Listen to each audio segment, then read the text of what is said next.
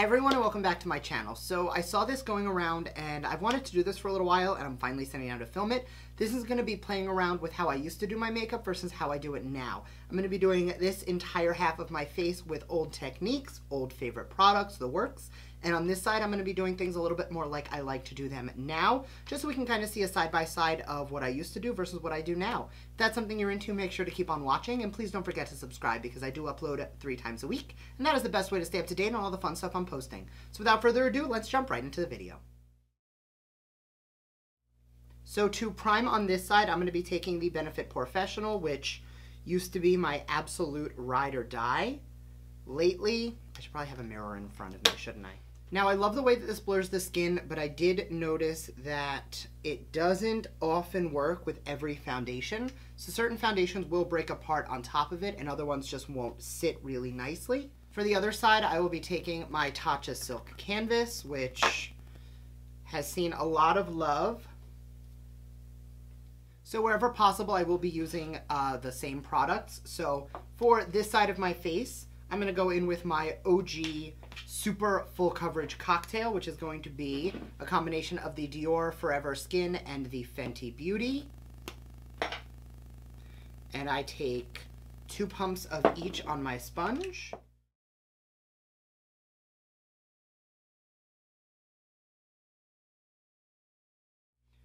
And at this point, if there was any color coming through, I would take a little bit more of the Fenty and I would layer up the coverage anywhere I felt I could still see anything of my natural skin through. I'm gonna go in with concealer because lately I have been taking concealer before foundation, and I do pretty much take it in very similar spots when it comes to the center of the face. The part that's a little bit different is that in the past, I would take it all the way down here and I would take it all the way out here to really amp up that coverage, and then we blend.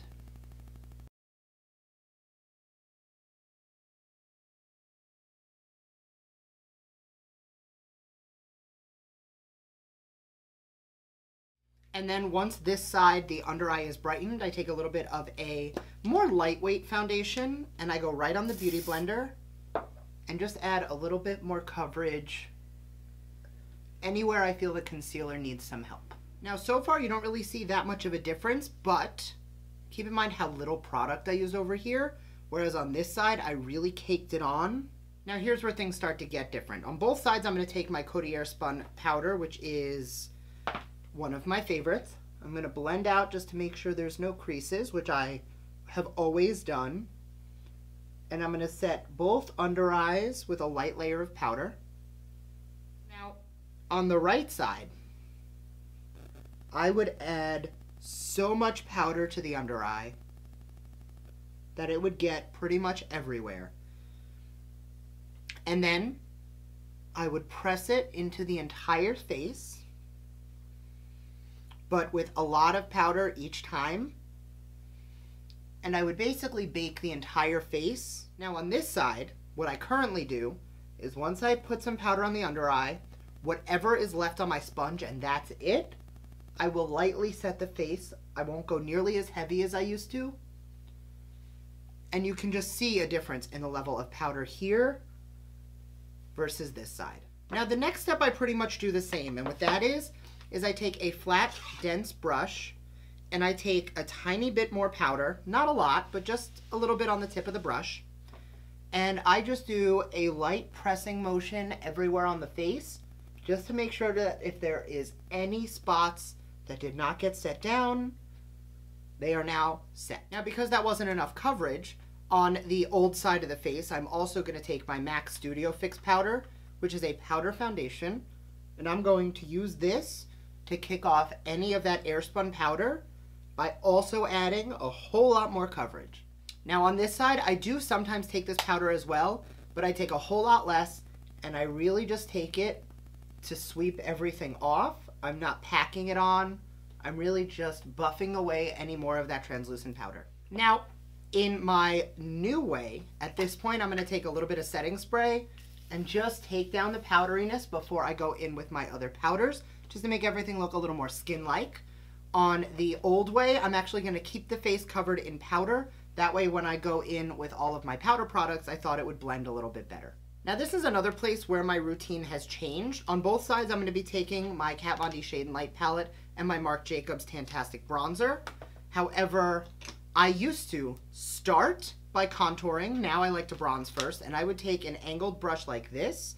I would go into a mixture of the deep and the medium shade from the Shade and Light palette, and I would just start to cut and chisel out the cheek. And if I thought I needed more, I would take a little bit more and really go in. What I like to do currently is I take the bronzer first on a fluffy brush, and I'll take a light layer of bronzer and just diffuse it on the perimeters of the face. Now both sides look a little more sculpted, but this one's just a little bit more natural. So at this point, I would then add bronzer to this side of the face, and I would do it with, I would take a very large domed brush, and I would really add quite a lot of product. Currently, to contour, I like to take a little bit of the medium shade, and I may mix in a tiny amount of the light, and I would just add it a little higher up on the face because I do want to raise the cheekbone a bit, but I don't want to go in with too much because I still want it to look a little on the natural side. And then taking the brush I used for bronzer, just blend it out. Now you see how this side the cheekbone looks a little higher, the whole face looks a little more elevated, versus on this side it's looking a little bit more muddy and a little bit more like concentrated.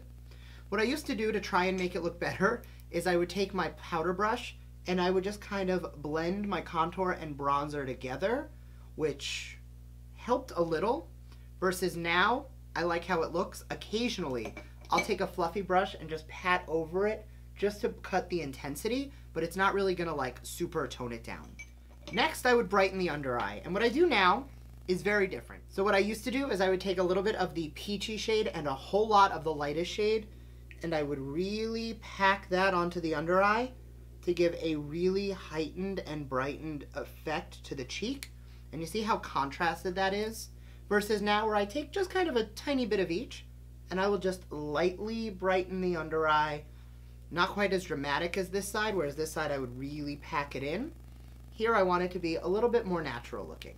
Currently, I take a little bit more of the bronzer on a fluffy eyeshadow brush, and I do like to lightly contour the nose. And you see how it just adds a little bit of shape and dimension? What I used to do is I would take whatever I contour the face with whatever was left on the brush, and I would really run it down the entire side of the nose, which on camera looks fine, but when I turn to the side, it would all look very muddy. So for blush, I used to go in with the same brush I contoured with. I would take a very tiny amount of a matte blush, and I would press it onto the cheeks in a light stippling motion where it was barely noticeable. Now I like to go in with a lighter, fluffier brush, and I actually like to take more of an illuminating blush for a little bit of brightness and shine. And I like to just wash that on the cheeks, and I'll actually take that over the area I'll be highlighting later as a like blush topper, just to give you a little bit of like a pre-highlight, pre-shine. Now at this point in both faces, I set down the whole thing. While the face is a little bit moist, I'll just take my beauty blender and just press over everything. That's something that I have always done. Now I'm sure you can see how this side just looks a whole lot heavier, and this side's a little bit more lightweight and a little bit less over the top. Now for my old brow, what I used to do is I would take my spoolie, I would run it through the brow, and I would stop there. Because I did not think that I really liked the way brows looked, so I never did them. On this side, I take my Kush gel brow.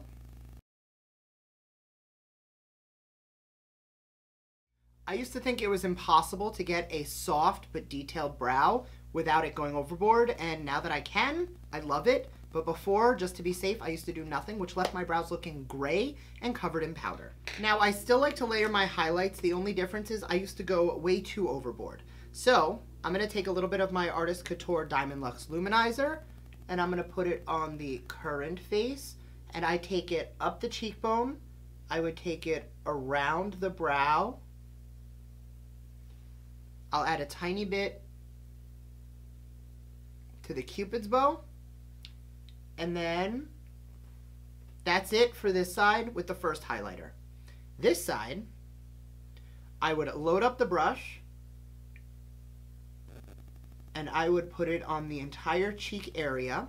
I wouldn't take it up. It would literally just go from cheekbone to temple, and that's it. Whereas here, you see how it rounds the orbital bone? It makes the whole face around here look a little bit more blinding. On this side, just the cheek. I would take a tiny bit down the bridge of the nose, and I would always highlight the temple, which would make the whole face look shiny, and after like 10 minutes, my face would look oily. Then, I'm going to go into my Artist Couture Diamond Glow Powder.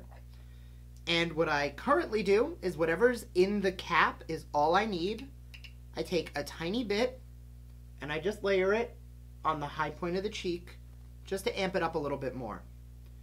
What I used to do is I would actually go into the product, which is so vibrant and so pigmented, and I would layer it over the entire cheek.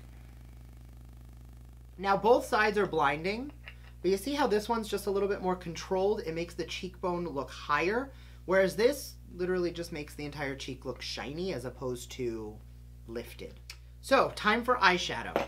What I currently do is I take this fluffy concealer brush that was part of the Morphe Laura Lee collaboration, and I take a little bit of that, and I very lightly dust it onto my lid. And then with whatever translucent powder is left on my brush, I just set it right down. For this side, my old side, I would take a flat concealer brush.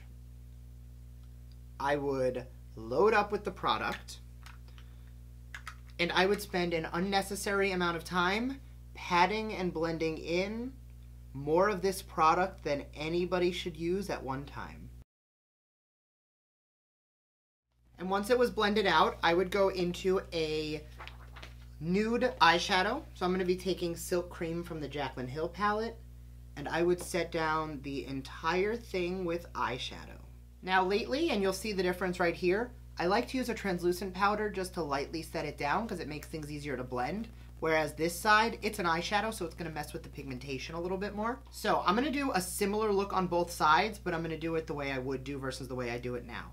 So since I took that Silk Cream and I kind of set the entire lid space with it, I don't really need to start with it. But I'm going to take a little bit on the tip of the brush, lean my head back, and I'm going to buff that into the crease area. Now in both cases, this shade is serving as a transition color for blending, but you'll notice on this side, we've started to define the eye versus on this side, all we did was set down a color. Then on the same brush for this side, I would go into a slightly deeper shade with a little bit of warmth to it. And I would, rather than putting it above my socket, I would put it right in the socket of the eye and blend. Now this is going to be possibly the biggest change. Taking the same color, but leaning my head back, I'm going to put that into the crease of the eye. There is a big difference between the crease and the socket, and you're going to see the main difference right now. When I open my eyes and I look forward, on this eye, you see the shadow blown out, which is making the eye look bigger. On this side, all of that shadow is in the fold of the hood of my eye, so all you're really seeing is a tiny bit of it peeking through, but not enough to actually shape the eye. Then going into a flat brush, I'm going to go into one of these warmer browns here. And on this side, I would put that right up in the crease area, still staying in the socket, and feather it into the lid. And you see how when the eye is open, you barely see any of that? On this side, taking the same shade, I'm going to pack that on the outer corner of the eye and blend it into the crease. Then, old eye, I would take a clean brush and just kind of buff everything out. Didn't really do anything, but I thought I needed to do it.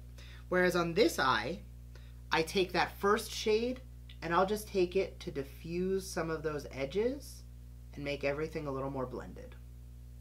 And I know you can see it already. Here, you see a little bit of color peeking through, but not much. Whereas here, we've shaped the eye and we've really given the eye some shape and definition. For the lid shade, I'm gonna take any shiny foiled shade. I'm gonna take the same setting spray just to set it down.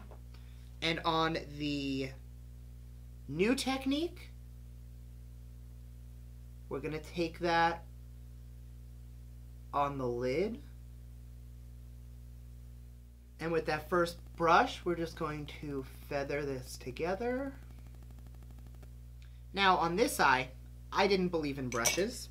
I would take my finger, I would press the shade into my lid, and I would take it all the way up to the crease line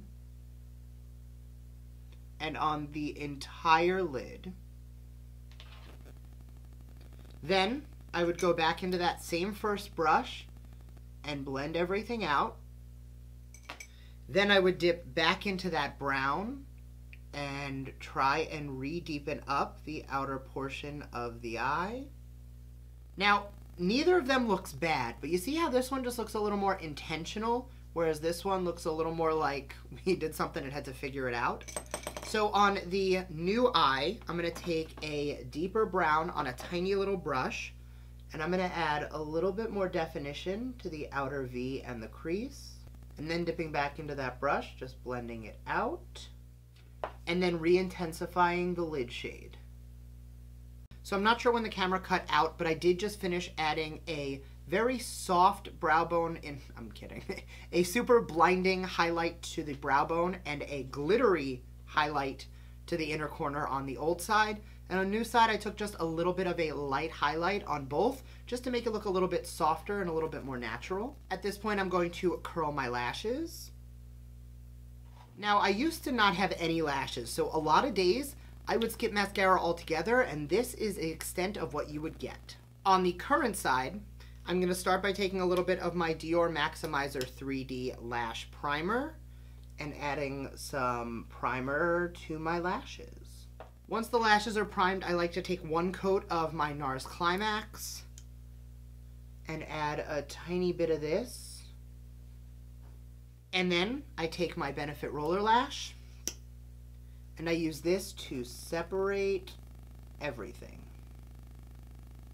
Now I'm going to be taking my favorite combo as always, which was and remains my favorite red. It is Unicorn Blood from Jeffree Star. The difference is, I should probably sharpen that. So the way I used to line my lips is I would start at the Cupid's bow and I would really give myself a harsh and sharp lip line. And that was the extent of lip lining on the old side.